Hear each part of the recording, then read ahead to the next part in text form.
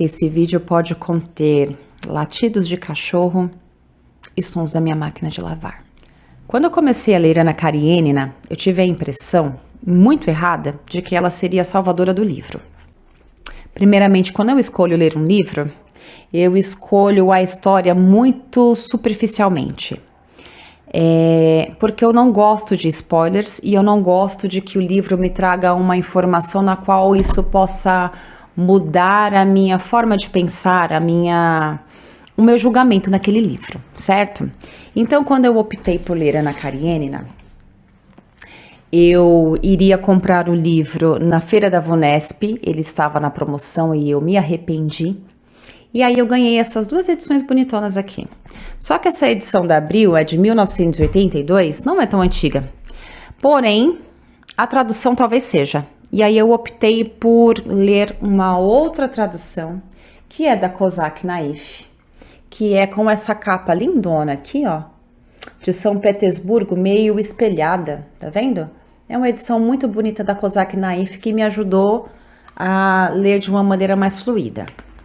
Sendo assim, quando eu comecei a ler o livro, eu imaginei que Ana seria uma personagem na qual salvaria talvez todos os personagens daquele livro.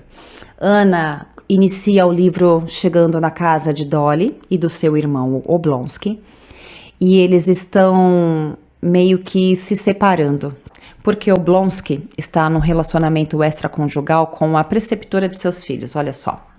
E aí Dolly descobre que a babá dos seus filhos está tendo um caso com seu marido. São 5 filhos, ela é uma moça ainda jovem. E aí ela decide que ela não quer viver aquela vida. O marido não a respeita, o marido gasta dinheiro com noitadas, com a boemia, com jogos. E ela, além de ter que ser a responsável pela casa, ela ainda tem que aceitar um par de chifres. Mas aí Ana Karenina chega e muda essa opinião de Dolly. Ela explica de que o seu irmão se arrepende muito do que aconteceu e de que ele não vai fazer aquilo de novo. E aí, coitada da Dolly, ela é convencida por aquela doce cunhada que a ama tanto, e aí ela decide perdoar o marido. E aí, tá tudo certo? Tá tudo certo na casa de Dolly. Mas Ana volta para sua casa apaixonada por Vronsky. E quem é Vronsky? É um cara do exército bonitão no qual ela se apaixona arrebatadoramente durante uma viagem no trem. Ela está indo de volta para casa, onde ela está com saudade de seu filho e talvez de seu marido. E aí, nesse mesmo encontro, Vronsky também se apaixona por Ana. E é aí que acontece a principal contradição desse livro, né? Como uma mulher que vai salvar um casamento falido por traição acaba se perdendo numa traição tão ruim quanto a que ela ajudou a ser perdoada. No decorrer do livro, a gente entende as nuances de seu casamento, porque de início, quando o marido de Ana Karenina, o Alexei, a busca na estação de trem, ele é um homem apaixonado, ele é um homem que ocupa um cargo público muito alto, então ele é muito respeitado e muito conhecido. E aí o que acontece? Ana, a partir do momento que o vê, ela já trata ele com aquela ojeriza. Eu não quero mais esse homem. E isso ela tenta mudar no decorrer daquele início de história, mas é obviamente que ela não consegue, né? E aí, como conviver com uma escolha na qual ela tem certeza de que deve escolher, mas que ela não aceita? É a sensação de que eu sinto nesse livro. A Ana, ela decide largar o seu marido, já que ele não vai dar o divórcio para ela. Ela abre mão do seu filho, no qual ela ama também imensamente, mas ela precisa viver esse amor com Vronsky. E Vronsky é um personagem no qual já havia estragado o segundo núcleo. O segundo núcleo é o núcleo do Lievin e da Kitty. Kitty é uma jovem princesa, no qual está debutando várias festas para ser talvez cortejada e ser pedida em casamento. E o Vronsky é aquele personagem que a principal escolha de Kit. Ele visita a sua casa por muito tempo, em todos os bailes onde eles vão juntos, ele dança exclusivamente com Kit exclusivamente com ele. Então a sociedade entende que aquele casal tão lindo já está formado, só falta o pedido. E na noite em que as pessoas têm a plena certeza de que ele vai pedir Kit em casamento, ele encontra a Ana no baile. Isso logo após aquele encontro na estação de trem entre os dois. E tudo muda. Tudo muda na vida de Ana, tudo muda na vida de Vronsky, tudo muda na vida de Kit. Kit, anterior a essa noite, já havia recusado o pedido de casamento de Lievin, que é um personagem muito centrado, muito responsável. Ele tem terras, ele tem herança, é um homem que precisa apenas de uma mulher e ele tem certeza de que Kit é aquela mulher que é a mulher da vida dele. É a mulher que vai fazer com que tudo que ele tem faça sentido. E aí, obviamente, ele é recusado porque já tem um grande pretendente na vida de Kit, que é o Vronsky. Lievin fica absurdamente arrasado, magoado, ele fica desconfiado por muito tempo. E aí eu tive uma pena de Lievin, porque na minha opinião ele não merecia aquela recusa. Mas Kit é uma moça jovem, ela não entende muito sobre relacionamentos, né? Ela está apenas deslumbrando um amor bonito, um amor de fachada, no qual ela tem totalmente certeza de que aquele amor é um amor verdadeiro. E aí, Ana e Vronsky decidem que eles se amam e que eles vão viver juntos. E aí nós temos o peso de uma escolha. Porque, pelo que eu entendo nesse livro, não é só escolher, é conviver com o peso da sua escolha. Quando Dolly decide perdoar o marido, ela tem a plena certeza de que o marido não vai mais traí-la e de que ela vai viver como no início do seu casamento, feliz, com o homem apaixonado e ela apaixonada pela sua família e pelo seu marido. Mas é óbvio que Oblonsky é um homem que não tá nem aí pra coitada da Dolly, muito mais pra sua família. Então o Oblonsky, ele não tem peso nas suas escolhas. Ele tem um casamento, ele tem 5 filhos, ele acaba essa história com 6 filhos. E para ele tá tudo bem, porque enquanto ele está gastando o dinheiro da família, enquanto ele está vivendo a vida dele com a escolha de homem casado, mas que vive como um solteiro, Dolly sofre todas as consequências. Ela envelhece, ela cuida dos filhos, ela vende propriedades e vende as coisas em que ela possui, porque o marido gasta o dinheiro de seu trabalho e gasta o dinheiro que não tem, e aí ela tem que pagar as dívidas do marido. E essa escolha para Dolly é uma escolha muito amarga, porque não veio só dela essa escolha. Quando Dolly visita Anna Karenina na sua nova casa, onde ela mora com Vronsky, Dolly a vê como uma mulher linda, decidida e feliz, e que decidiu, enfim, sair de um casamento que não era um casamento falido, era um casamento muito bem sucedido, apesar de não ter sentimentos por parte da Ana, mas que ela decidiu, como uma mulher muito à frente do seu tempo, viver um amor novo, viver a felicidade. Então Dolly sai da casa de Ana pensando: e se eu decidir me separar nesse momento? Aí ela percebe que o momento já passou. Ela deveria ter se separado naquele momento, naquela primeira página do livro, onde Ana fala: não, meu irmão te ama, fica com ele. Naquele momento, apesar de 5 filhos, ela ainda era jovem, ela ainda tinha beleza. E naquele momento onde ela está conversando com a Ana, ela já passou por mais uma gestação, na qual ela sofreu bastante, os filhos continuam doentes, o marido continua gastando e atraindo, então ela fala: eu deveria ter vivido essa vida. Então o peso da escolha da Dolly é ter se arrependido da escolha. É ter se arrependido de repente sofrer uma represália da sociedade por ser uma esposa divorciada, ao invés de viver infeliz pela ausência do marido, que é boêmio, né? E falando sobre Kitty e sobre Lievin, Kitty é uma moça que logo após a recusa de Vronsky, que não chega a ser uma recusa, né?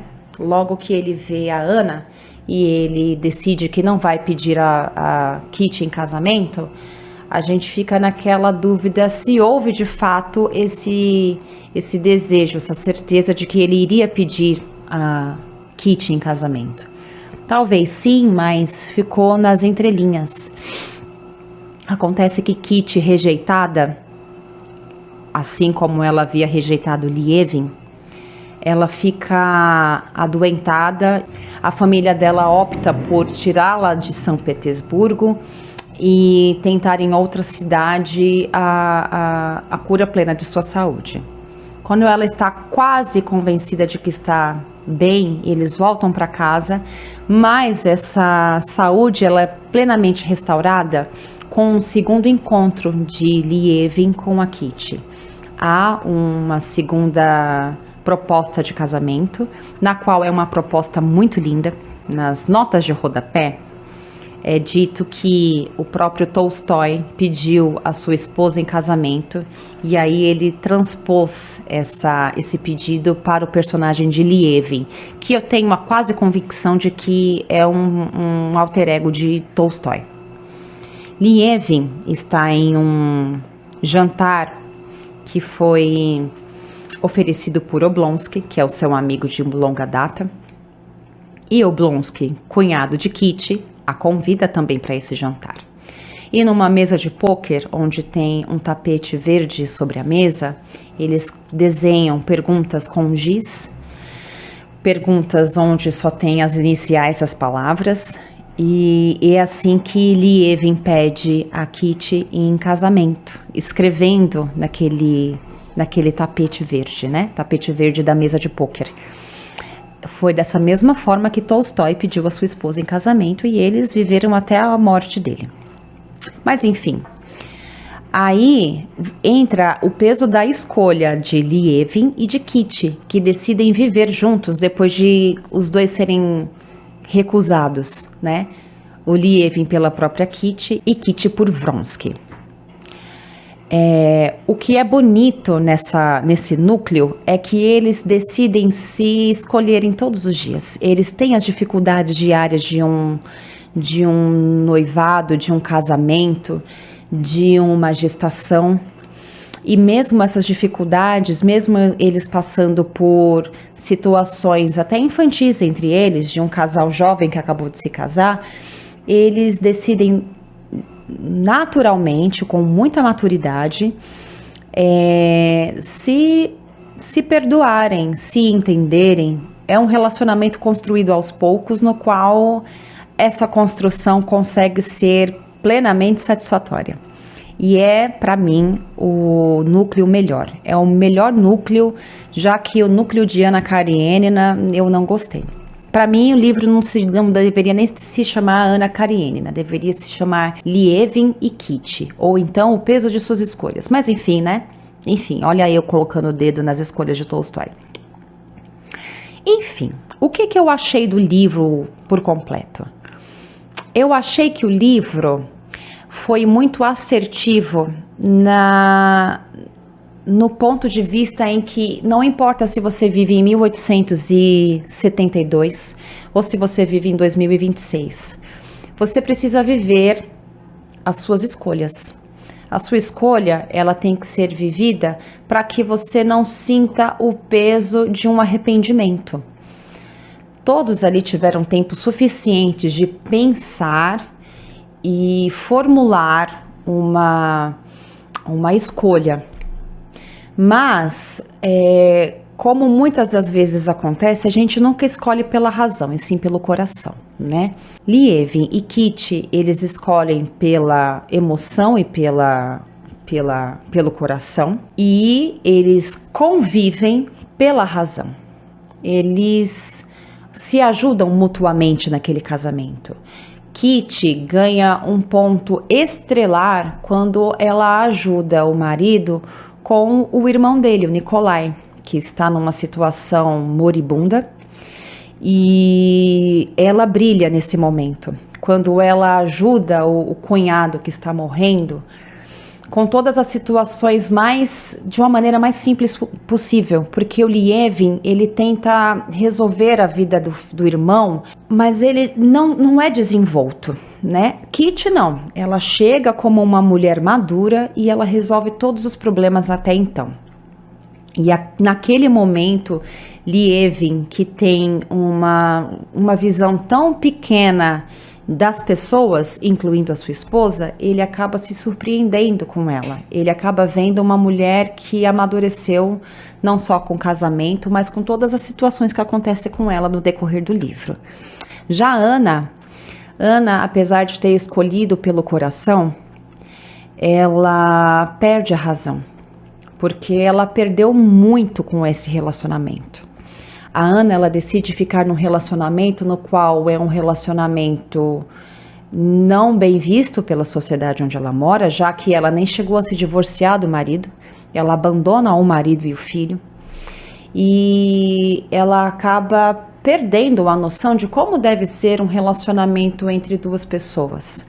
Ela tem a impressão de que Vronsky deve viver plenamente para ela 100% do tempo, e quando ele se afasta, ela enlouquece. Ela tem a noção de sua beleza, de sua inteligência, de sua educação, e ela utiliza desse artifício para seduzir os homens, mas não uma sedução que acaba num ato carnal. Ela quer mostrar para o marido dela de que ela pode ter qualquer coisa na qual ela escolha, mas ela escolheu ele, então por que ele, ao invés de escolher a presença 100% dela, opta por escolher a presença da sua mãe, a sogra de Ana, ou do seu irmão, da sua cunhada, enfim. Ela não entende de que a escolha que ela fez foi a escolha de um casamento que poderia ser saudável, mas ela torna aquele casamento ruim. E isso é fatal para ela, né? No final das contas, o peso da escolha dela pesa tanto que ela opta por não viver mais aquilo. E a cena onde ela se joga no trem é uma cena tão traumática, tão arrebatadora. Eu não imaginei que ela iria se jogar na linha do trem e acabar morrendo. Eu imaginei que ela iria se salvar. Eu imaginei que aquela cena seria um gatilho para que ela percebesse o quão ingênua ela estava sendo com os próprios sentimentos e o como ela já tinha ganhado com aquela situação. Tudo bem, viver naquela sociedade onde tinha tanto julgamento com uma mulher que estava vivendo um relacionamento à parte do seu oficial, do seu casamento oficial, no qual ela já tinha até um filho com esse amante, a pequena Anne, é algo que obviamente hoje incomoda, você imagina naquela época, né? Então ela não conseguiu conviver com essa escolha. E principalmente ela não conseguiu conviver com o fato de que o marido dela já havia, eu digo marido, mas não é marido, com o fato de que o novo companheiro já havia escolhido. Ele a amava e ele fazia de tudo, apesar de cansado daquela insistência da Ana de que ele não a amava tanto quanto ela amava ele. Então, ela não conseguiu conviver com a própria escolha e com o próprio julgamento. Eu acho que é isso. Ela se julgava através dos olhos dos outros, né? E esse julgamento foi fatídico para ela, foi fatal. Foi muito triste o final de Ana. Vronsky, para mim, cometeu o pior erro que um homem poderia cometer, no qual ele também se arrepende, isso é dito no livro. Ele opta por entregar a própria filha, a Anne, para o ex-marido de Ana cuidar. O filho de Ana sofre, e é o que eu mais sinto nesse livro, porque ele sente saudade da mãe e é apenas uma criança vivendo as escolhas de dois adultos. Um adulto que decidiu viver uma vida nova, que foi a mãe dele, e ele sofria com a ausência da mãe. e a escolha do pai, no qual optou por fingir que essa mulher não existia mais. Então Serioja sofre ainda com a mãe viva, e depois que a mãe morre não é dito sobre ele. Fica aquela incógnita, como será que Serioja viveu depois disso, já que ele estava sofrendo tanto com a ausência da mãe.